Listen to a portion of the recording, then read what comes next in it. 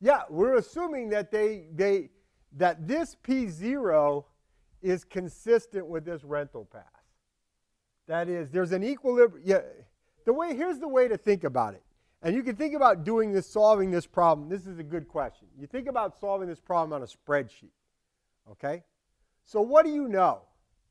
Well, you know R0, right? Because you know what the stock is. So you know R0. You don't know P0, right? But let's assume I just guess a P0, right? P0 hat, okay? Right? So now when I know P0 hat, I know R0 because that just depends on K0. Now I know P0 hat, I can go here, I can get I0, I get I0, I can get K, I can get the new K, I can start updating K, right? I can roll this process forward. And I could just choose a P0 and then roll the model forward, okay? And as I do that, then I can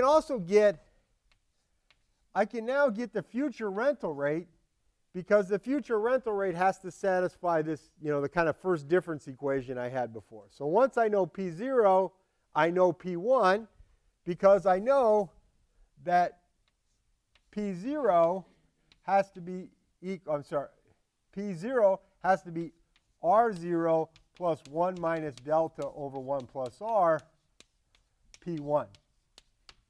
Right? That is, today's price has to be today's rent plus the discounted value of tomorrow's price. And therefore, if I know P0 and R0, I know P1. And then I can just roll this system forward. Okay? Now let's think about how you determine the equilibrium P0. Let's say I pick a really high P0.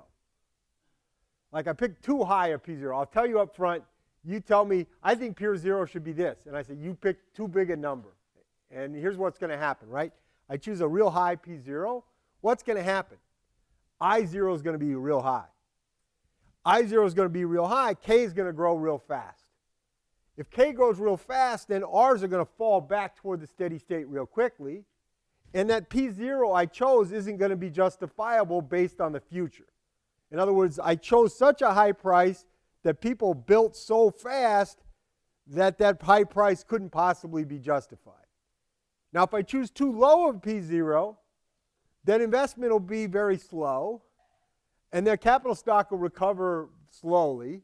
R's will stay up too high, and now the capital stock will be inconsistent with the P0 too low. The equilibrium P0, the rational expectations P0, is to choose a P0 such that when people invest based on that, the resulting series of capital stocks exactly generates a series of R's consistent with that P0.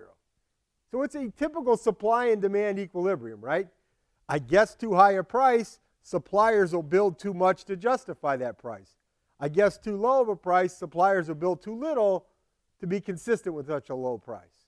The equilibrium price is the P0 that's exactly sufficient to generate supply consistent with P0.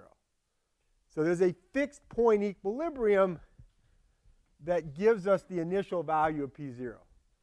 Now, people often talk about like transversality conditions and all this other stuff, but it's really that. It really is finding that initial price that's consistent with this present value equation. Okay? That's really what P0 is all about. Now, and we'll see this clearer when we come back to it later in the lecture, but this P0, jump in P0 can be thought of as capitalization of the information that became available at time t. At time t, we learned about the destruction of the stock, so the capital price jumped up in response to that. That people would call that an efficient markets hypothesis. That all the information about the future is fully captured into the initial price. So this kind of efficient markets, rational expectations, fixed point, all those ideas are tied together. They're all really the same story. Okay? Does that work? Okay? Yeah. Now, what would happen if people had naive forecasts? Or people like, let me give you a simple naive forecast. They just think the rent's going to stay, whatever it is today, they think it's going to stay forever. Okay? Well, then what would happen? Well, then P would go up above P0, R would go up above R0, and then R's would fall real fast, and then P's would fall real fast, right? This is a very different expectations model. I can't use this equation anymore, right? Because this isn't how people form expectations anymore. This is a rational expectations equation.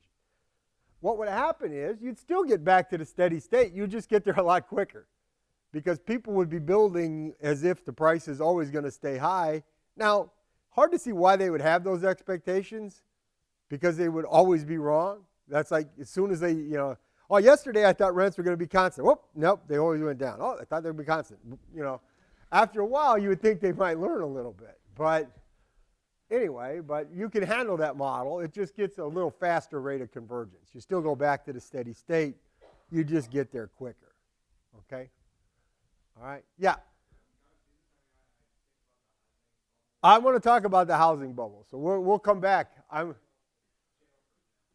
going to come back to the housing bubble. And you can make out of it whatever you want. And I'm going to tell you, I think, the good way to think about it, which doesn't answer your question, by the way.